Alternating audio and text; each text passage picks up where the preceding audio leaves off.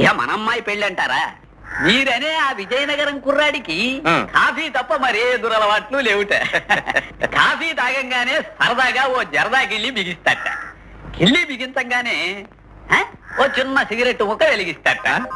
ప్రతిరోజు సాయంకాలం వాన వస్తే బ్రాందీ, వాన రాకపోతే విస్కీనే తాగుతాడే తప్ప మిగతా రోజుల్లో మాదక ద్రవ్యాల జోలికి అసలు పోరే పొట్ట పాపం. ఇక బ్రాందీ విస్కీల తర్వాత అలా సానివాడల మీదుగా ఇంటికి చేరతాట. నిజమే, కుర్ర కుంక మంచి విధాలా కనిపిస్తాడే. అదేం మాట అండి అయ్యా, తమరు కనబడరు మంచివారిలాగా. అంతేలే.